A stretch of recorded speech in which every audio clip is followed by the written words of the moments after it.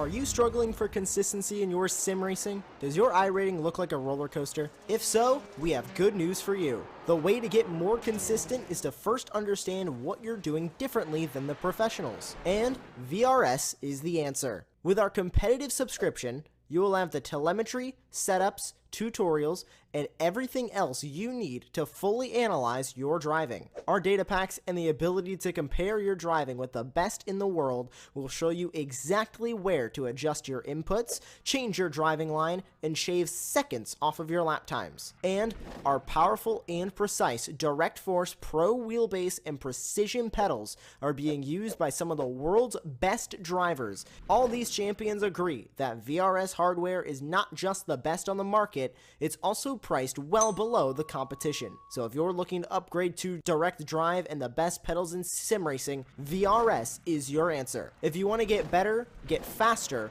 and make it happen sooner rather than later, you owe it to yourself to find out why so many people are switching to VRS. You'll be so glad that you did. Visit www.virtualracingschool.com and learn why the best use VRS.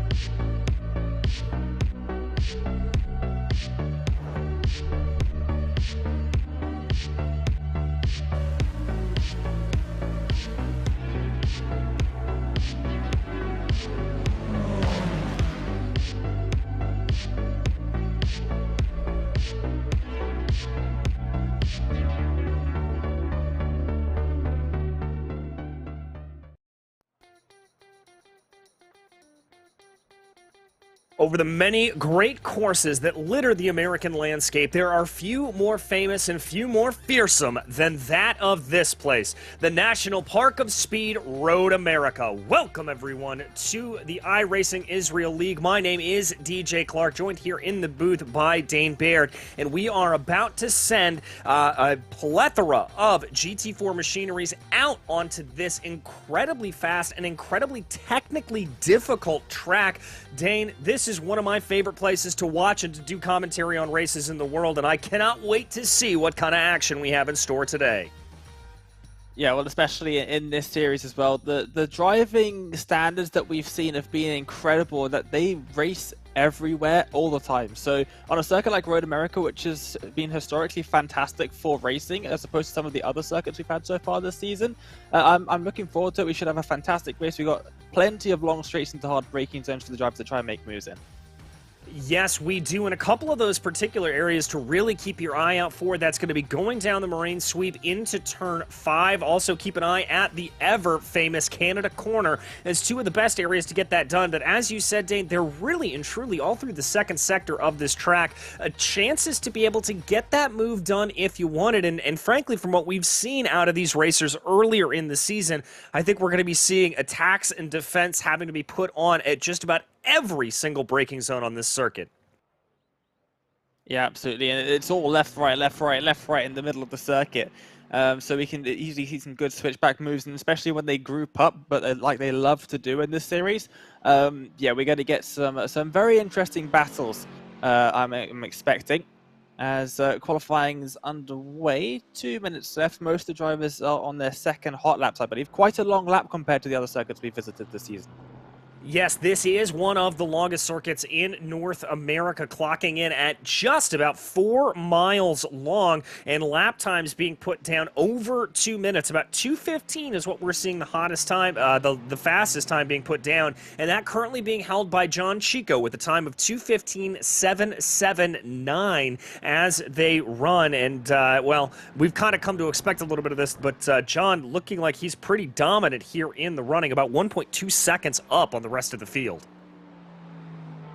Yep, and just looking at some of the drivers that we haven't seen lap times from yet, quite a lot of the drivers you'd expect to be right up near the front, not seeing any laps from. So whether they off-tracked in their first lap, which is very easy to do here if you're trying to extend track limits as much as possible to get the fastest lap time, especially through the kink that we're seeing now, yeah, it's definitely possible that we'll see some very quick lap times being set in the next few moments. We'll see as the drivers come towards the final couple of corners on their second attempts. Yes, we will, and we're going to quickly run you through some of the championship points here out on the day, because that is a big part of this championship that we want to be able to go over. There you can see in the pro category leading the way as all of that begins to break itself down. Starting to be a little bit of a breakaway there, Dane, but with still plenty of time left in this season, I think we can see it close up a little bit. Yeah, for sure, and you can see how close it is, just a tiny bit off of the lead as well. Gross, Markov, Day, Chico, Farron, even back to Yaron, only at 20 points separating from 2nd to 7th in the championship standings in that pro category. So still plenty to play for all of the drivers, and some pretty good prizes on offer for the drivers in those top 3 positions as well. The AM standings, well, it's incredibly close out there. Yeah, incredibly close there between that top 5 or so, and I think we may see a little bit of separation here today. We hope to, at least, as we come here to Road America and then obviously into Road Atlanta on the next round. So plenty of time on 2 great American racing circuits to be able to separate those times out, as now the time has ticked over and the grid is set. We are ready to go racing for the first race here at Road America, and that means Ruven Chacha will be lining up in pole position, followed by John Chico. Then it's going to be Dmitry Shikov there and Matti Bakar in your top 4 for the pros. The first of the AM drivers will be Ran Tassoni there. Michael Sherling going to line up to his outside in P6. Nadav Yaron will be in 7th, followed by Hagei Ferron. Then it's going to be Mark Zubarev and Really Zur. Tal Stern lines up in 11th with Yossi Gabay in 12th place. 13th is going to be Amir Meshulam with Michael Shimon, then Amir Hased and Offer Mazuz in 16th. Bertie Galili will be 17th, followed by Alon Day. Nir Mazzari will be 19th with Aiden Shear to his outside in P20. Tsayan Baba followed by Dror last, and then Gadi Azule makes up the rest of the field, and it is going to be a fantastic time to be able to see everybody out on the track. A 15-minute race in store for us here, and remember, just as it always is, for that second race that we've got another 15-minute race, and that will have an inversion of the top 10. Yep, so another thing to keep your eyes out on is that 10th position also, because often we'll see a lot of battles going on in and around that area, more or less the midfield of the 23 car pack that we've got. Just having a look at it, DJ, we've got a lot of Mercedes cars as usual since that car came out. A lot of Aston Martins as well. A couple Porsches, a couple BMWs, but from what I've heard, the Porsche should be fastest here at Road America. So interesting that none of the drivers have seemed to take that route. Yeah, very interesting indeed, and you and I were talking a little bit about that balance of performance before the broadcast started, and for anybody joining for the first time, that BOP, what it does is it equalizes the lap time over a average lap, so everybody's making the power and making similar lap times, but it's a little bit of what we like to call horses for courses, that each car is going to make their time a little bit differently, and because of the very, very fast, long straight nature of this circuit, that Porsche tends to have a pretty good top speed and be able to get itself around the corner. So we'll have to see if any of those drivers that are in that Porsche 718 Cayman Club Sport are going to be able to get some times there. We ride on board with Amir Meshulam in 9th place. He's going to be one of those drivers in that Porsche. Yep, and Nim is right here in one of the BMWs. Not a car that you see too often in the GT4 class. Massive and quite heavy. It doesn't change direction particularly well, but depending on the circuit, it can have some good straight line speed. So we'll see how the BMWs bear out there as well. Aston Martin of Gadi Azule there. And Amameshlem just behind Tal Stern. You can see the Porsche just behind us as we make our way through down to the back straight. Now, I almost said it there. I almost said out of turn 2. I will never do a broadcast at Road America without calling them out for one of the most atrocious corner numbering systems of all time. I do have to agree with you. There is a slight little minor kink in the road that you almost even don't even notice when you're driving on it. Is classified as turn 2. Same thing with the Moraine sweep, although there is a little bit more curvature here before you dive down the corner here into turn 5. Watch for this area. You can see that it's a downhill braking zone in a very, very heavy braking zone after the longest straightaway on the circuit. And Dane, it's not only pretty tricky to get right because of that downhill nature. You're fighting the weight of the car to get it slowed down at the same time, but just because of the immense speed you're carrying, hard to get right, but again, one of the best places to overtake on the circuit. And luckily, you've got quite a bit of tarmac runoff on the outside as well, so if you do make a mistake, lock up slightly. These cars have got ABS, but if you just maybe run a little bit too deep, then it's not the end of the world. You do have a bit of space to play with. But I find the next corner even trickier. Up the hill, over the crest, the corner you can't even see until you've already gone past it. Very tricky to get the brakes done because, of course, the car's lifting up off the surface as you go over the crest. So a very, very tricky corner to get right. And often we'll see drivers running wide, tapping the grass. And if you do that, well, you very easily can spin the car right around. And we see that loads around this place. And it brings a lot of opportunities for drivers if they're following another car closely, putting them under pressure to try and make a pass into the next couple of corners. Yeah, you're very, very right. I know turn 6 has often been the bane of my existence around this place, even though I love to drive it. It is just such a tricky corner, and you're not going to have nearly as much problem, I think, in these GT4s on what I struggle with, which is the power application coming up over turn 6 because of the sudden flat nature of the circuit there right at the apex. You can often spin the tires a little bit, but as you mentioned, ABS in these cars as well as a little bit of traction control, so that is going to be helping them out. Working our way now down into the second prime overtaking opportunity, Canada corner, as we get ready to go. And for anyone wondering why we're calling the first and second overtaking opportunities not turn 1, you don't really want to make a move into turn 1 because chances are the person you overtake is going to take you straight back into turn 5. Yeah, exactly, and plus it's a pretty quick braking zone. It's only about a third gear corner in these GT4s, so not nearly as heavy. But we follow Ruben Cha-Cha here as we form up onto the main straightaway here. Cha-Cha on the number 42, getting ready. The field forming up behind him, a whole fleet of Mercedes as they climb up the hill right now, keeping their eyes on Barney the Flagman, waiting for the green flag to fly, and there goes the green. We are racing in Road America. It's a good start there for Ruben Cha-Cha, but it's going to be a close in pull behind there for P2. We're already seeing the effects of that draft. He's going to look to pull out to the outside there in the 0-4, trying to see if he can get anything a little bit farther back in the field. We've got a little bit too wide. Nadaviaron there in the middle of the field. It looks like Michael Shimon trying to hold on as well, but the majority of the field able to get through that first corner nice and easy. Yep, Dmitry Shkerov in now 4th position, started 3rd, was caught a little bit napping there at the start of the race and has lost that position to Madi Bakar, who was right on it off of the start. And we'll see now, almost bump drafting down the main straight. Are we going to see a move being made here by John Chico in towards turn 5 for the first time?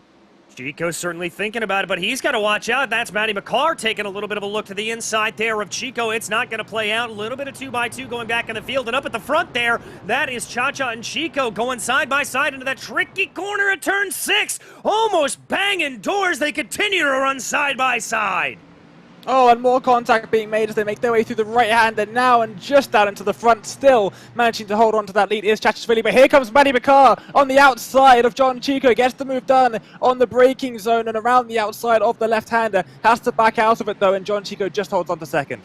Barely holds on to second, and I've got to wonder here if Dmitry Shrikov is going to try to take a little bit of a move there on the outside of the carousel. He's certainly thinking about it. Michael Scherling there behind as well. Many different lines you can take through the carousel. Here is Rantasoni looking like he got a great run there. I'm not sure who that was that had to fall down the order a little bit, but Tassoni definitely looking like he has got a little bit of the legs here in that Mercedes, as it is an all-Mercedes party up at the front of the field. It certainly is, and we're going to see some side-by-side for sure into Canada corner. It's going to be a little bit further back down the lead. A little bit of contact is made, and are they all going to be able to keep it on the circuit? No. Someone off in the background, Yaron, all on his own. I don't see any contact being made there, but into the barriers. Into the barriers hard. I think he just got forced a little bit wide, but here we are side by side. Oh, that's a perfect synchronized spin there. Ran to Sony and Sherling, both going around into the exit of Bill Mitchell Bend. Tiniest bit of contact, unsettled both of the cars coming over the crest, the worst possible place to be making a slight bit of contact there, just the quarter panels of each car, and spins them both around. Luckily, everyone else managed to avoid them. Yeah, very, very lucky there indeed, as that is a little bit of a blind crest of a corner as you come up and over it. A little bit of a battle here. Michael Shimon trying to see if he's going to be able to get anything. The Porsche driver there to his outside, trying to make a little bit of a move. But Shimon in the 999's going to hold it out there around the outside, loses that position, and that's going to be that car very closely to losing it. Yeah, certainly is, and it has to back out of that one. Did Zubarev and said as well as a couple of cars getting really loose on that inside line, maybe just clipping too much of the inside curb. There's a massive ditch on the inside of it. You take a bit too much curb, you end up on the other side of it, and that's when you're going to spin the car around. So good job from both drivers to hold on to it. Here comes Simon then, trying to make a move in towards turn 5. Mashulam going to hold off on that inside, but the Aston Martin tries to carry a little bit more speed onto the braking zone, but that's not going to play out. Mashulam able to hold onto that position. The Porsche looking fairly strong here, holding on to 8th place up in that pro category right now. Meanwhile, a little farther in the field, this is really this is the battle right now that he is holding on to first in the AM category, and that is Yossi Gabe trying to close in behind and maybe close the gap to the rest of the pros up at the front of the field. You see Tal Stern just behind, getting the position taken up from by Alon Day, obviously starting right at the back, one of the fastest drivers, if not the fastest driver in the entire series, giving himself a little last to first challenge here, and he's made his way up into 8th place overall. Here is the contact then, DJ, that happened that caused both drivers to spin at the end of the first lap. Yes, it was. As they come down into the corner, just the merest of clips there coming through Bill Mitchell Bend, and you can see that perfectly synchronized swimming, and you said it before, Dane, massive heads up to the rest of the field for being able to cover that off. Yossi Gabe, I think it was inches separating him and Michael Sherling is more contacted to cut out the corner, and there's a couple cars going around, 2 separate incidents. I think that's Baba and who is that? Mazuz into the wall there, the 2 Aston Martins. It's such a tricky corner to make overtakes happen, and despite it being so fantastic for getting a late braking move in, the slight curve in the braking zone which makes things a little bit too tricky. Yeah, you've got to be very, very careful and very, very confident. We follow right now Mizrahi in the lone BMW in the field, trying to get a little bit of a move done on Aiden Shear. Here they're going to be in a straight drag race up and up the hill over the start-finish line here. It looks like the BMW has the slight advantage as they continue to work down this long front straightaway. This is going to be a little bit tricky, though. He doesn't look like he's fully clear going down to the braking zone for one. That's going to compromise his turn in a little bit, and indeed, Shear is going to look for that crossover. Now we go through turn 2 into the curb braking zone for turn 3, down onto the binders. Good defense there from Shear, but it looks like Mizrahi not letting it go. But we've got a battle up for the lead here as Cha-Cha trying to hold off John Chico. Already 5 minutes into this race, the lap number in the lap count in this race is going to be very, very small compared to what we've seen earlier on. A huge send up the inside for the number 11. Has to slam on the anchors there to get the car stopped in time and avoid slamming into, I think it was Alon Day, going around the outside there. Brilliant move from Alon to move up into 7th overall now. Now he's got Yossi Gabe in his sights, but Stern now under pressure from Simon just behind as well. This is the battle for the amateur lead. Yes, it is. And remember, we talked there a little bit about those guys trying to be able to hold off onto that and move their way up forward into the battle for the pros. Well, now the battle for the AMs is what has fired off here as Tal Stern desperately hoping to keep ahead of Michael Shimon, trying to see if there is anything to be had. The gap only about 0.4 of a second. They are going to get a little bit of a draft here coming out of the carousel, but as we've seen in these GT4s, it's not nearly as powerful in some of the higher class machinery. Oh, and a car going all the way off and almost losing the rear end there as well through the kink. Very easy to do. You get the turn-in point slightly wrong. You can get loose or just push wide. And once you get on that grass, it can be very easy to spin into the inside wall. Here's a battle now. Mizrahi under pressure. Looks like Sher trying to make a comeback in towards Canada corner. Will they all be able to make it cleanly? All over the grass is the Mercedes on the entry and somehow keeps it going in a straight line. That car was pointed about 12 different directions in the braking zone and somehow managed to keep it under him. Oh, is that his Dmitry Shrikov having a problem? He was right up near the front of the field as well, and it looks like he's got onto the grass on the outside potentially and looped it into the inside wall. Doesn't look like any contact could have happened here, but in towards the final corner, we'll see a replay now of what's happened on the inside, and I think maybe just touching the grass on the outside. There it is, it snaps the car and straight into the tires on the inside. You called it perfectly there, Dane, and that's one of the things you've got to watch out for. It's very easy to carry a lot of momentum there, particularly around the outside of that final corner, but you got to be careful about it at the same time. Here's a nice little battle between Day and Gabe right now as they try to hold off going down through turn 3. It's going to be a little bit of a drag race here. It looks like there the Gabe is going to tuck back into line, and maybe Tal Stern going to get a little bit interested here on the 11. He'd like to get some breathing room between himself and Shimon behind him to try to alleviate any pressure in that Pro-Am and the AM field, rather. And taking all of the road on the right-hand side there. You can take all of that. There's no off-track, there's no track limits to that part of the circuit, but a big defensive block there from Gabai into that corner. Element of contact being made into turn 5. I think both cars being able to keep it just about going in a straight line, but we're going to have a huge swarm of cars into turn 6 here. Oh, almost 3 wide there, climbing up the hill. That is going to be Sony able to get on by there in the number 20 is the BMW looking to be a little bit swamped there in near Mizrahi behind the wheel of that car. It's now going to be Aiden Shear hoping to be able to get on by there just a little bit, poking and prodding, looking and hoping, trying to see if there's anything to be had. It looks like a car's gone off the circuit just recently as well through that turn 8, the left-hander, massive tyre marks all over the grass and the gravel on the outside. I think I saw Meshalam, going off the circuit there, dropping back a couple of positions in the sole Porsche Cayman in the field. They make their way through the kink now and take a little bit of a look further up the field. Yeah, that's Michael Scherling and Rantasoni trying to get a little bit feisty going down into the braking zone for Canada Corner. The number 20 there of Tassoni trying to hold off that momentum, but a good defense being thrown by Michael Scherling, trying to see if they are going to be able to make anything work here as they fly their way up into the corner, and that is going to be Scherling in P8 in the pro category. So a good defense there from him. Meshulam just up the road. Big twitch from behind there from Tassoni. It looked like that car may have caught a little bit of the grass, maybe got onto the loud pedal a little bit too early. Fastest lap of the race just in front for Zubarev as well. That is in the AM category, but still a 2-minute 15.9. Definitely not something to be ashamed of. That is a fantastic lap time and setting the pace in that AM category, catching up now to the drivers just in front of him in those podium positions in the AM category as well. You can see them just ahead. It's got Sir and Simon just in front. And that battle we were following a little bit earlier between Schur and Mizrahi continues to rage on. The BMW driver trying to see if he's able to get anything going down into turn 3. Now he's going to tuck up behind in the draft of the Mercedes-AMG GT4. Waiting to see here, is he going to be able to have that pop out going down into the braking zone for turn 9? It also looks like ahead of them, Meshulam and Sterling are going to go side by side. Here comes the look for Mizrahi. He's going to try to be late on the binders, but I don't think that's going to work. And indeed, that is going to be Shear able to hold that out through turn 5. And the thing is, it's such a tight corner that if you have the inside line, you need to get just a little bit in front, because if you're slightly behind, the driver on the outside will just carry the momentum around the outside of you and just carry the speed off the corner and get back ahead before the braking zone of turn 6. So have to regroup and try and get back up to Sione there, does Mizrahi, but definitely looking all over the back of that Mercedes.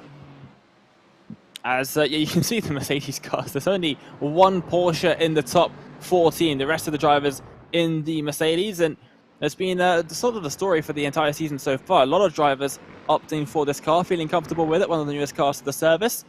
Ruben Chach is really out in front, and well, he's got about 6/10 of a gap to Chico behind, and well, it doesn't look like it's closing down too much, so with only a couple of laps left of this race, he should be able to hold on to this, I'd say.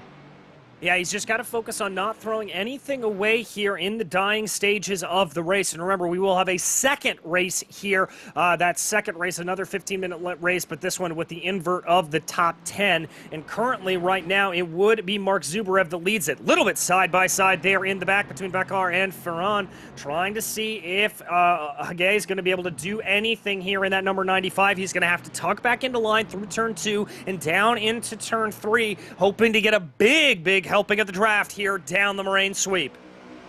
I don't think he's even going to need that. He got such a good exit off the corner. I think he actually had to slow up to not run into the back of Matty Picard there. He's going to go to the inside line for this right-hand kink, but it will be the outside for turn 5. We'll see who's later on the brakes. Yes, we will. Bakar and Ferron trying to wait to see there. The 95 onto the binders late, cutting him off. Almost contact there between the two. Talk about knowing where your car is. Inches separating the cars there, and all runs a bit deep into turn 6 as well. That could provide an opportunity for Picard to get right back. Picard running a bit deep into turn 5 as well. Lost a bit of time on the exit, but right back up to the rear bumper of Farron then. And this battle, I don't think it's going to be over just yet. Nor do I. I think this one's going to continue to rage throughout the time. As here is Tal Stern trying to work his way forward a little bit. Gabay and Day up ahead of him. John Chico looking like he's been off for a hot minute there. I hope he's all right as we work their way around. There is John Chico. Looks like he probably just got a little bit wide on the exit of the carousel, but he has lost a bucket load of time to Reuven Chacha up ahead of him. Yeah, 1.5 seconds now is the gap, and we'll see it there. You can see he lost half a second to Farron. Sorry, Farron lost half a second to Chico there. As they're going to go side by side. Oh, Bakar's got back past Farron into Canada corner, it looks like. Oh, a great move there from Bakar to be able to pull that off as we climb up and over the hill right now. I do believe we are looking at 2, maybe 1 lap to go here. It's going to be very, very close as they run, so the pressure definitely amping up here for Ferron, trying to see if he's able to get anything done on Bakar, but this battle has just continued to rage really and truly. And here comes the look from Hage, looking to the outside. He's going to have to be late on the binders here to get that to move, and indeed he is going to think better of it and slot back into line. And the keen-eyed viewers out there would have noticed Barney waving his white flag. This will be the final lap.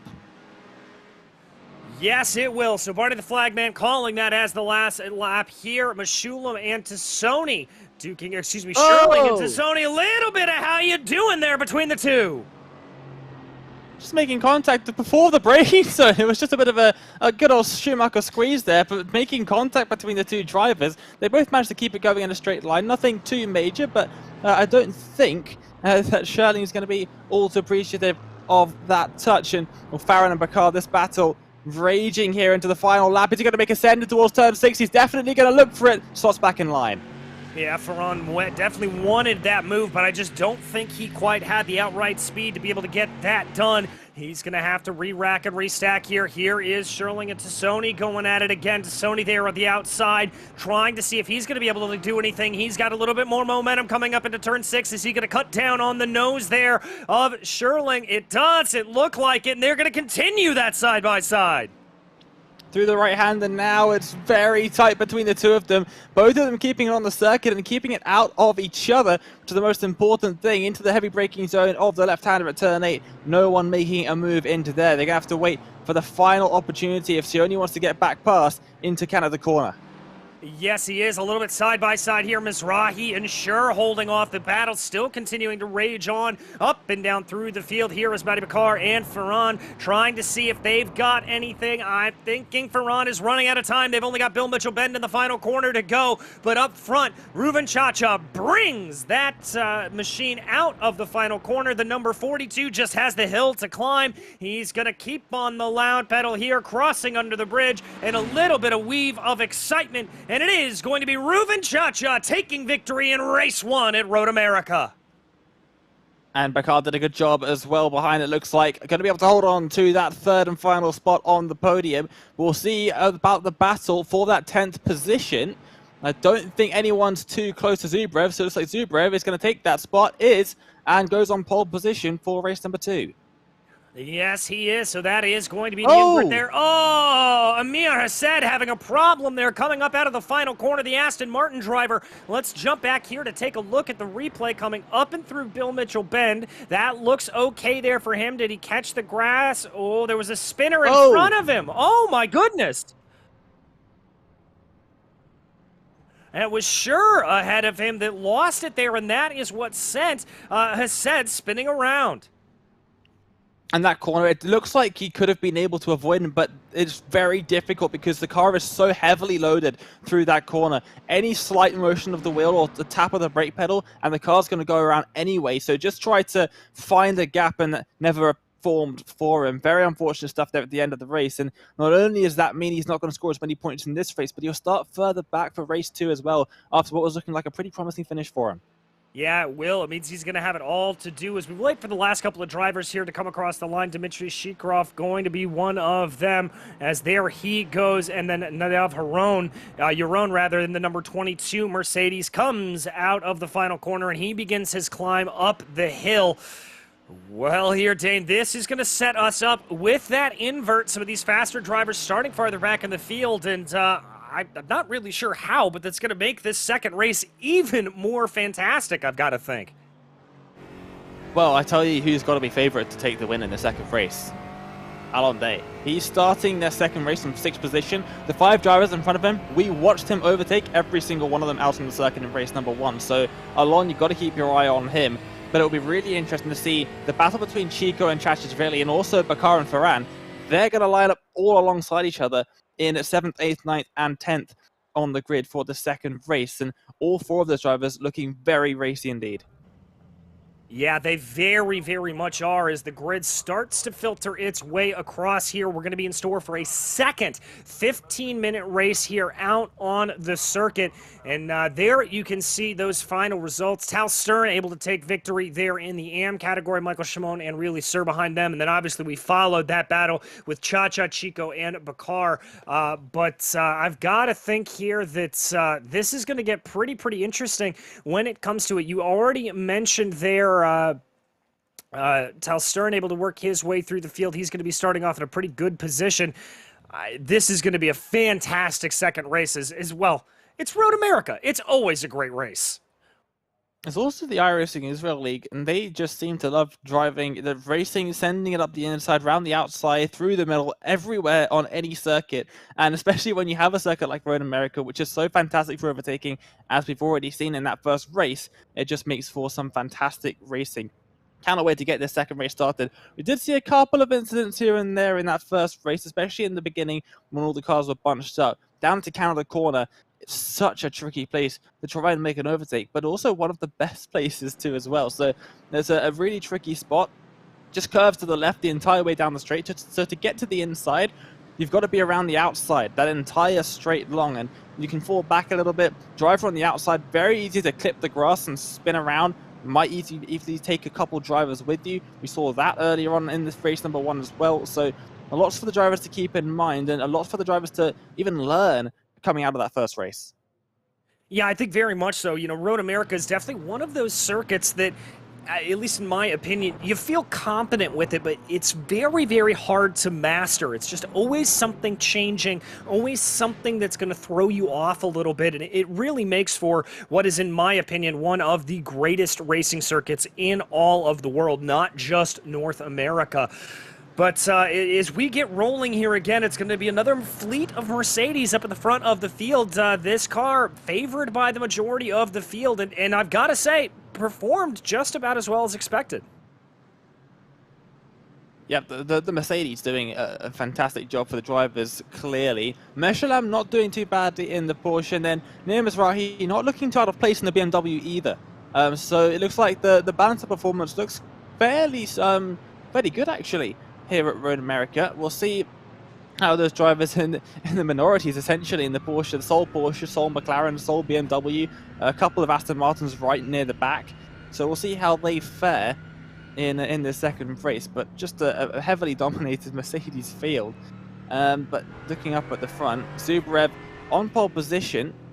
It's going to be an interesting one.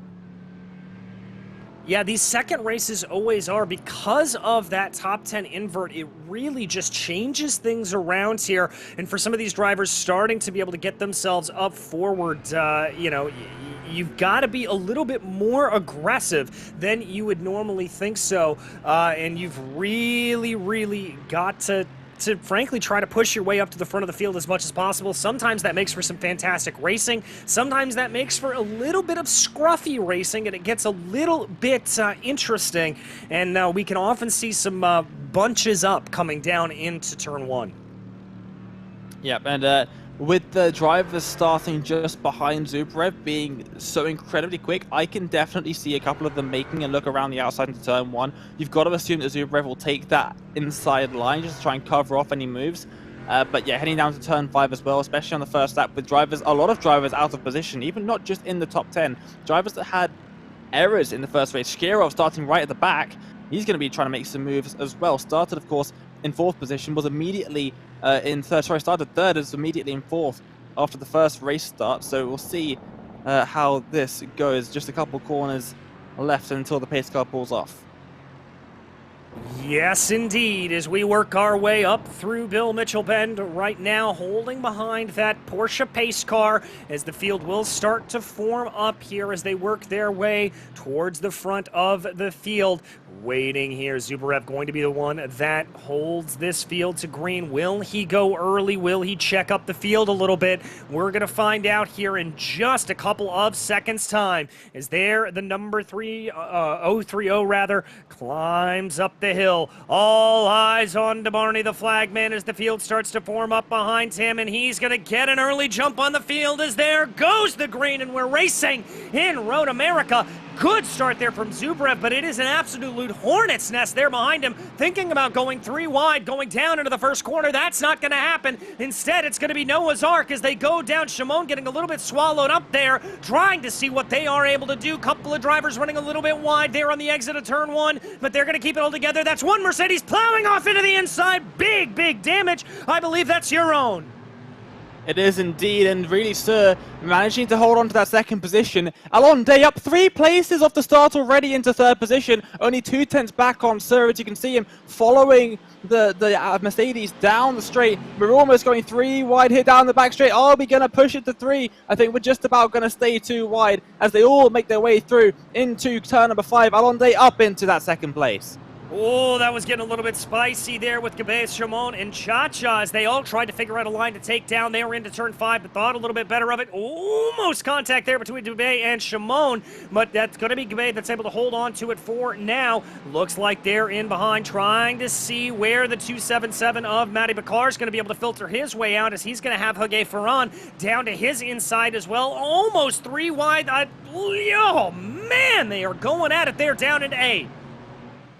It's a miracle no one's made contact yet, and is this Alon Day trying to go around the outside of the carousel now, trying to get a good exit, maybe a good run into Canada corner to go to the lead of this race by the end of lap 1. Started P6, remember, and now up in towards that Canada corner section. Is he going to be able to make a move? A couple of drivers going side by side further back. Here comes the lunge up the inside. Yes, indeed. Does Zubrev have enough defense here to be able to do it? He does not. Alon Day gets the move done. Zubrev looking for a little bit of a crossover, but that, I think, is just too much momentum there for Day. Cuts off the number 030, and that is going to be Day up 5 positions in the course of 1 lap up into P1. Highest mover in the field, unsurprisingly so with that number. The next highest would be Ruben Chachashvili up in 7th place after starting, of course, down in 10th. Side by side over the crest as they make their way to start lap number 2 of this 2nd race. It's really Sir and Tal Stern. Yes, it is side by side there going down into the first corner. We've talked about how difficult it can be to be able to get a move done there into 1, and it looks like Tal Stern able to take the advantage there. He is not going to be able to take the advantage. Rather, that's going to be really Sir still holding on to that 3rd place position. I've got to think here that he's going to try to set his sights ahead. Oh, contact there, a little bit of argy-bargy. How has he managed to keep it out of the car in front of him? And all around goes Nimas Rahi in the BMW. Are they all going to avoid him? Oh, it just about do. I think a couple of drivers there almost slamming into the side of the BMW, stricken in the middle of the circuit. It's all chaos in that turn 3. Yes, they were, as the battle continues to rage here with Tal Stern and Ridley Sir back in for that 3rd place position. It does look like Alon Day starting to pull out a little bit of a gap on the rest of the field. They are going to keep things nice and orderly, though, coming up through turn 6. Nobody poking their way out of line right now.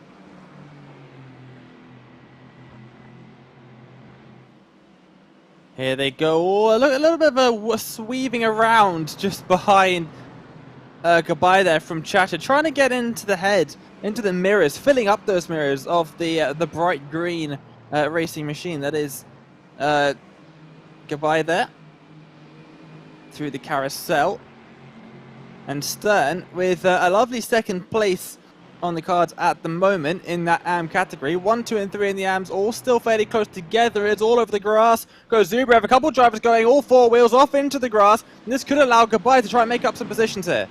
And I think it is indeed. That slowed them down just enough, and Goodbye able to move his way up into P4 overall and P2 in the pro category right now. Ruven Chacha, one of those drivers that had a little bit of a problem. He's going to find himself under a little bit of an attack here from Sir behind him potentially as they come through Bill Mitchell Bend into the final corner right now. That is some good heads up there from Goodbye to be able to get those positions, be able to take advantage of the other's misfortune. I've got to give a little bit of credit here to the Zubrev, though. He is keeping up with the lone day a little bit better than I thought. Good battle here in the back between Bakar and Shimon. Side by side over the line, and look at the lap times. Almost no difference between Day and Zubrev there. Zubrev absolutely flying out there in that AM category compared to Stern, who was a whole 2 seconds slower on that lap. So, yeah, massive laps coming in from the leader in that AM category. He's not just going to fall back. He wants to stick around up there at the front 5 minutes in. Yeah, I think he certainly does. Little bit of a wide run there for the 277 of Bakar. Up at the front of the field, though, there you can see the run, and here comes the attack. Shimon and Bakar going to be side by side. That's going to be John Chico. That's a little bit boxed in behind them, but Chico's going to hold on, tucking into the back there of that camouflage liveried Mercedes as they dive down into the corner. Is that going to be the opening there that Chico needs to get by Matty Bakar? Oh. Yes, it is, and that's a car off in front of him. That's Ferran. And causing a massive roadblock there, and Simon's going to get past, and Chico's going to try up the inside as well, going to make that move stick, and here comes Matty Bakar. Once again, we've got Ferran versus Bakar, and Ferran wins out on this occasion, but these two drivers were all over each other in the dying stages of the first race, and once again, back together here in race 2. We take a look here at the replay. This is Hagé Ferran coming down into turn 5. You can see a little bit of action up ahead of him, trying to see. Woo, that is not missing that braking zone big time for Ferran. Just that little bit of tarmac runoff from the outside enough to let him rejoin the circuit as safely as possible. And he's managed to get away from Bakar a little bit, who's now under huge pressure from Rancioni just behind as well. You can see the massive group of cars all weaving, trying to find some fresh tarmac, because any tarmac, just like that 277 car, is so wide on the entry towards Canada corner. Here's Rancioni, and does he have Charlie on his outside? No, he doesn't. As they make their way now up through the right hand, they run up over the blind left. A little bit of a lift there, just to avoid running off into the grass on the outside. And then the final corner, the exit, so important to get a good run down to turn 1. Always a little bit wide from Sioni. Is this going to open up an opportunity for Sherling behind? It is. Sherling's past.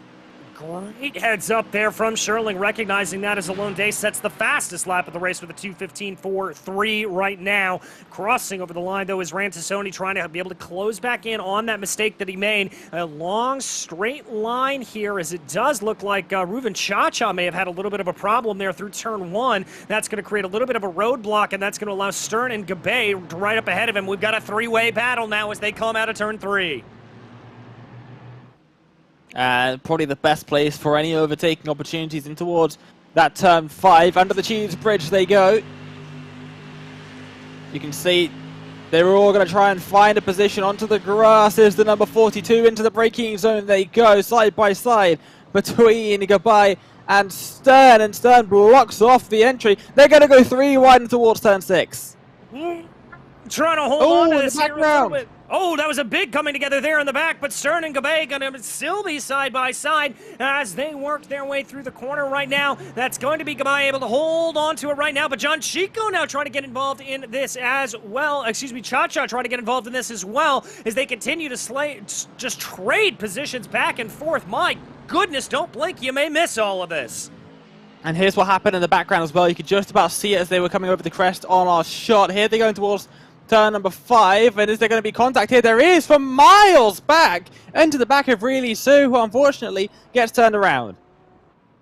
Yes, he does, and that was that little bit of off track that we saw before any of that firing itself off. Really, sir, having a little bit of problems here, but we are over halfway down in this race right now with about 8 minutes and 40 seconds down, and the battle's continuing to rage on. Good little fight here that we continue to follow. Gabe, Cha-Cha, Stern, and now John Chico starting to enter the picture here in this equation. The field not really spreading out a whole bunch, but look at the gap in front. After 9 minutes, you'd expect Alon Day, 3-time Euro NASCAR champion, remember, to have pulled away a bit, but Zubarev's hanging on incredibly well. Yeah, really doing a fantastic job here. He only finds himself about a second back, and he's got about a 5-second gap back to Cha-Cha behind him, so he is just running exactly where he needs to. Although it does look like Cha-Cha and Gabe going to be going side by side down the front straightaway. It's going to be a battle of the late breakers, and Ruben Cha-Cha sweeps around the outside. Can he get it gathered back up under him? He's going to take a little excursion there onto the grass, covers off the inside, going down into turn 3. Is he still going to be able to hold off over Gabe? Yes, he is, but Gabe's going to have a better run out of the corner. This is going to set up some fun. That's a fantastic run there from Gabai. Out of turn 3, now under the Cheese Bridge once again. We ride on board with Tal Stern, looking ahead at Gabai and Cha-Cha, fighting for those 2nd and 3rd positions in the pro category, and around the outside, heavy on the braking zone, goes Gabai, and he's going to be able to hold it all sorts of loose. Gets Cha-Cha, and he's going to drop back. He's even got behind John Chico as well. Yes, he has. Very close running there between them, but now this is going to create a little bit of a gaggle of cars. Stern, Gabe, Chico, Cha-Cha, everybody getting ready to fight and to party here. Stern and Gabe going to run side by side. That's going to set up a little bit of Noah's Ark, 2x2, going down into the corner now, working their way into turn 8. It looks like Cha-Cha bailing out of that a little bit, just trying to back up the corner a little bit. Gabe, oh, contact!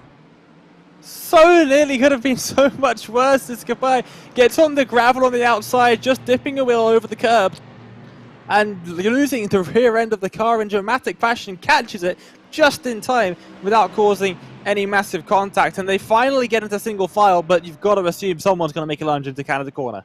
I think you most certainly do. With about 11 minutes down in this race, only 4 to go. These drivers know that time is running out. As there comes Gabe looking down to the inside there on Cha-Cha, but Cha-Cha's going to carry the momentum around the outside. Is that going to open up an opportunity? Contact, everybody going off wide. And look how many cars there are in this battle now. There's almost 8 or 9 of them as they make their way through the final couple of corners here. Just about single file as there's a move being made up the inside. Just a little bit further back. Is that Michael Shirley? It is. Sorry, it's Sione and Ruben Cha-Cha as they now make their way up down the main straight. 2 laps to go, I believe it will be, across the line. And you can't call this. Cannot call this. No, you most certainly cannot. It is absolutely a tooth and nail between all of these drivers trying to see what they are able to get. 3 wide! Oh, and contact being made as well. Meshalam is around, and looks like Sione is going to be around as well as they make their way through here. Meshalam is going to struggle to find a good place to rejoin the circuit with the drivers as closely grouped as they are. But it's not over yet because we've got Stern and Chico now battling over that 3rd overall spot. Yes, indeed. Tal Stern leading the way. All of these pro drivers here trying to see what it's going to be. Chico trying to see, looking down to the outside, maybe trying to get a little bit of a crossover there on Tal Stern's got to check up his momentum as Stern just parks that Mercedes right at the apex and then immediately takes a defensive line coming up and over the bridge under turn 6. There they go. Looks like Chico's not going to be able to get the move he wants done with some definite front end damage to that Mercedes as well. You can see it there on the 04. Oh, look at the run he's got though. He's going to have the outside line now towards turn number 8 and side by side, deeper on the brakes, trying to go all the way around the outside. And how they didn't make contact, I will never know. But Chico up into that 3rd overall position. Now Tal Stern's got Haggai Farron just behind and Maddie Bakar to handle with as they're going side by side. It's Sherling and Gabai Sherling on the inside. Yeah, there they go. That's going to be Gabai holding off a little bit of momentum. Looks for the crossover there going down into the kink. You don't want to take that too wide. They're going to hold that out now as they dive down through the corner. A long, long train here of cars snaking their way down through, trying to see what they're going to be able to get. A little bit of side-by-side up in here in front with Bakar and Sterling, as well as Chico and Stern. 3 wide on the exit of Canada corner. And that's going to be, I believe, Tal Stern backing out of it. Discretion proving the better part of Valor, but they're going to stay 2 wide through Bill Mitchell Bend. Oh, he almost poked his nose to the outside there as well. How are they all managing to find some tarmac through this final corner? Tal Stern being pushed around the corner by Matty Bakar, who's going to make contact with Yossi Gabai, and somehow they're all still going in a straight line. They're 3 wide over the crest behind. Oh my goodness gracious, and let's check as we look over. White flag is indeed in the air, as that's going to be Ferran and Chico going side by side. Behind them, it's Bakar and Stern, Sherling, Cha-Cha, Gabe, all in this battle. They're 2 by 2 by 2, going down in a big take out there. That's Bakar going around. How he didn't hit anybody, I'll never know. And out of the race, or competitively speaking at least, and they're all still scrapping here. Through turn 3 they go, and now down the back straight. It's all sort of calmed down for a second, but it looks like it's all going to bunch back up again into turn 5. I think you're right about that. This battle is not anywhere near yet done, as the white flag, you heard me shout it out there, is indeed in the air. So 1 lap to go for these drivers, trying to see what they're able to do. Looks like Tassoni feeling a little bit of pressure there from Gabe. Gabe is going to send it around the outside, but goes off wide. Now just looking a little bit further ahead, you've got Cha-Cha and Tal Stern. Cha-Cha all over the back of him now, and he's going to try and make something happen here. Through turn 7, they're going in towards turn 8. Going to try and get a better exit in the same way that Chico did on the lap prior. Looks towards the inside. Will he have a lunge? No, he won't. He's going to hang on. I think this is going to all end in Canada corner. I think you're right as well, and Ruben Cha-Cha looks like he is just settling himself in, trying to get the best run out of the carousel and down through the kink. A little bit of a checkup in front of him there for Tal Stern. You saw him have to dive on the binders halfway through the corner. Sun glare popping into the eyes there of the drivers as they make their way out of the carousel. Good speed here for Ruben Cha-Cha as he now brings the car down through the kink. Here comes the fun, Dane. Yep, he's got a good run. He's being shown the inside for the left hand of the outside for Canada corner. Deep onto the brakes. They will go. Cha-Cha on the outside. Will he be able to make that move stick? Tal Stern holding it nicely on the inside. And a little bit of gravel for the 42. He's not going to be able to have the run. He has to tuck in behind. Is he going to be able to make a last-ditch move into the final corner?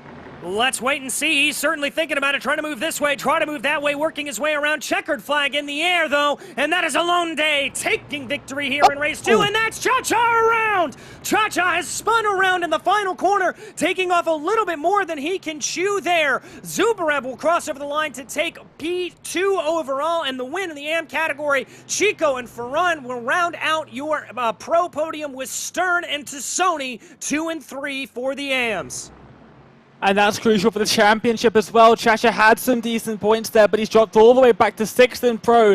And what is that, 11th overall? So huge points lost there in the final corner for Cha-Cha's Rally. Let's see what happened here. You see him just trying to get a little bit aggressive here, trying to see if there's anything to be had. That was an accident all of his own doing. He cut the corner too much and caught the inside grass. I don't know if I've ever seen that before. Trying to get the cut back, and I think he was just so unsighted by being so close to the rear end of Tal Stern that he could not see where the track was going. Just had a guess, basically, and just got it ever so slightly wrong. But getting onto the grass, just it's all over from that point. Zero grip out there at all, and around the car goes. Indeed, around the car goes there. And then this is the replay of that overtake that we saw going down into the final corner. Just the big send there from Meshulam. Looks like he kind of knew that that was a little bit tough to do. Tried to bail out of it and just missed the braking zone completely.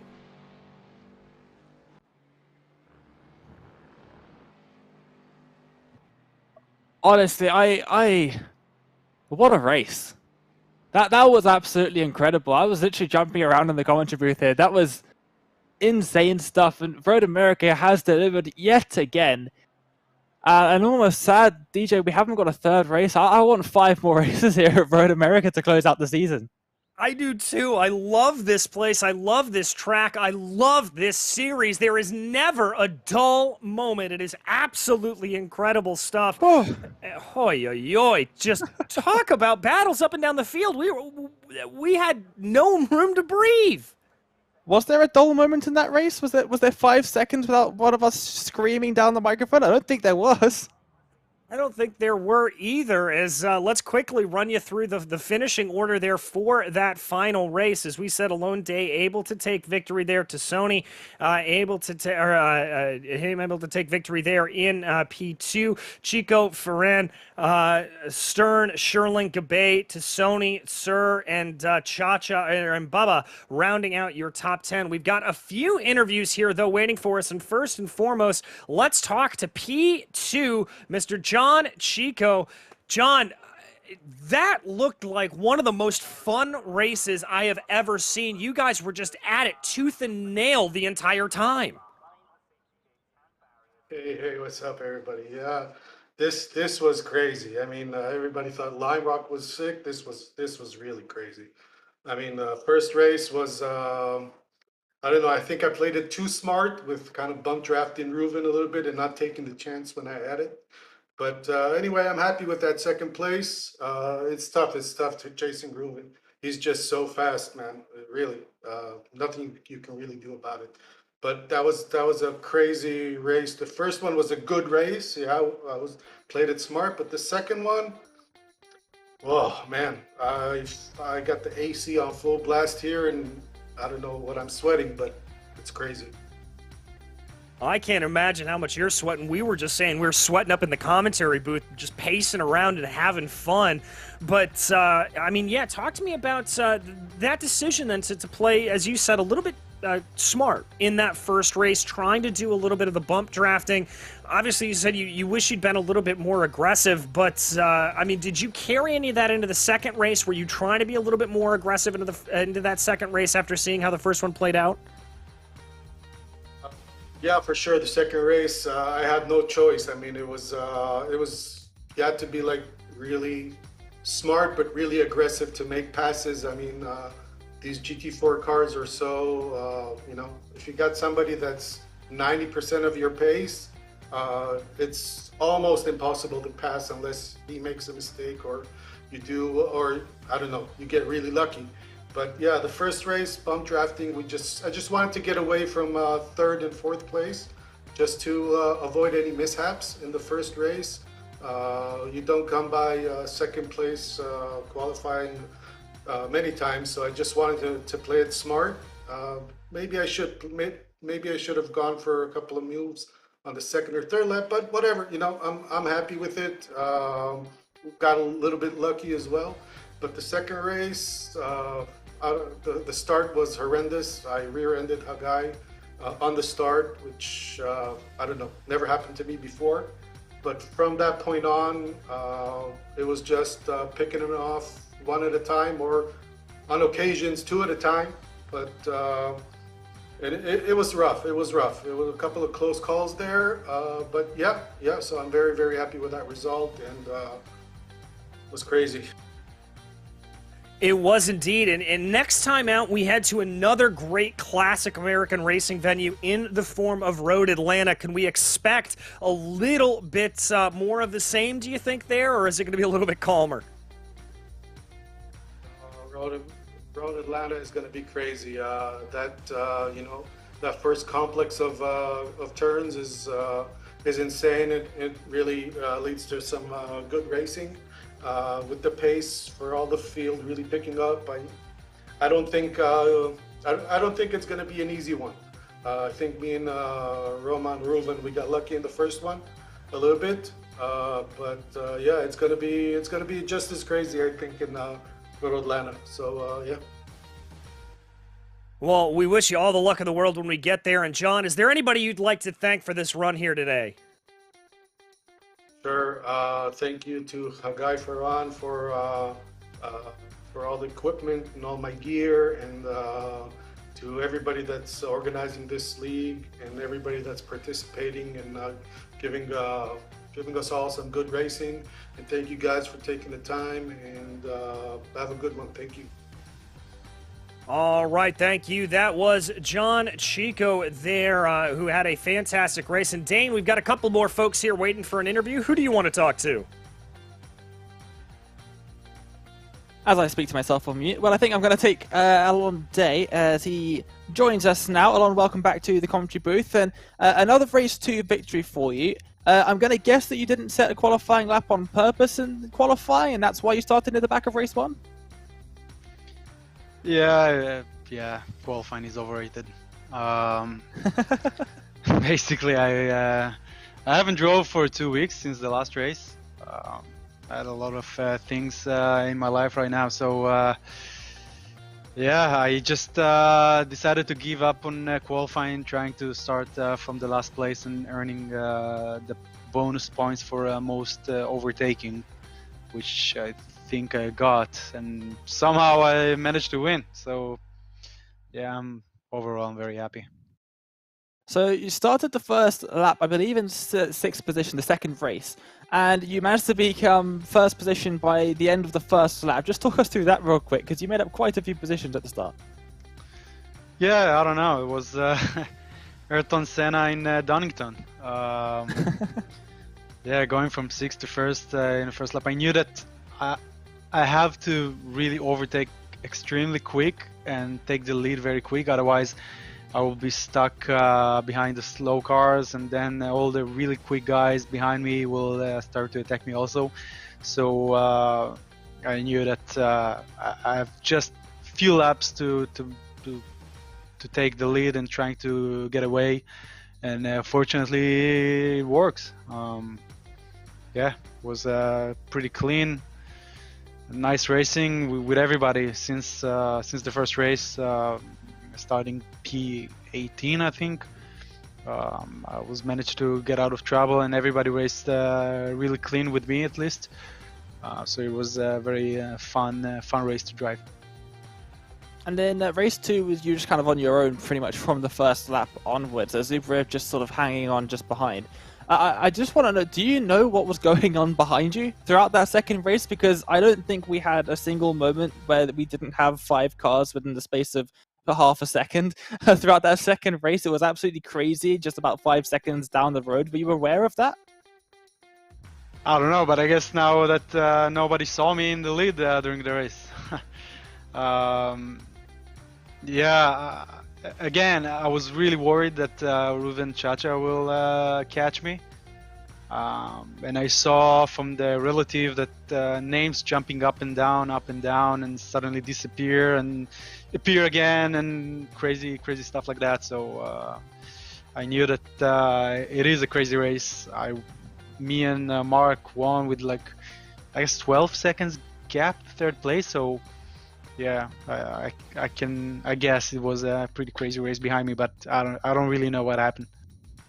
I can strongly recommend going back and watching it on the broadcast, because it was definitely some of the most exciting racing I've ever seen. But Alon, thank you so much for joining us. Congratulations, of course, on that victory in race number 2, and we will see you in 2 weeks' time at Atlanta. Yeah, have a good night, guys, and thank you very much, and see you in 2 weeks. Great to hear, of course, from Alon Day, as always. Taking the win in that second race. Road Atlanta, I heard you asking John there earlier on, DJ. I just wanted to say, that long straight in towards turns 10A and 10B, I'm looking forward to that, because that's going to be awesome. Oh, it's going to be utterly, utterly fantastic, and we will be headed to that in about 2 weeks' time here. But unfortunately, that's going to just about wrap things up for us here on Apex Racing TV, as time is running out for us here today.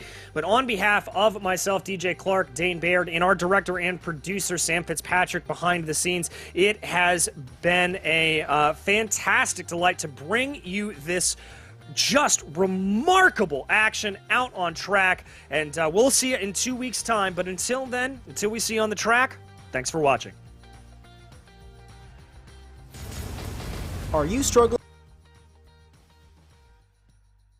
for consistency in your sim racing? Does your iRating look like a roller coaster? If so, we have good news for you. The way to get more consistent is to first understand what you're doing differently than the professionals. And VRS is the answer. With our competitive subscription, you will have the telemetry, setups, tutorials, and everything else you need to fully analyze your driving. Our data packs and the ability to compare your driving with the best in the world will show you exactly where to adjust your inputs, change your driving line, and shave seconds off of your lap times. And our powerful and precise Direct Force Pro wheelbase and precision pedals are being used by some of the world's best drivers. All these champions agree that VRS hardware is not just the best on the market, it's also priced well below the competition. So if you're looking to upgrade to direct drive and the best pedals in sim racing, VRS is your answer. If you want to get better, get faster, and make it happen sooner rather than later, you owe it to yourself to find out why so many people are switching to VRS. You'll be so glad that you did. Visit www.virtualracingschool.com and learn why the best use VRS.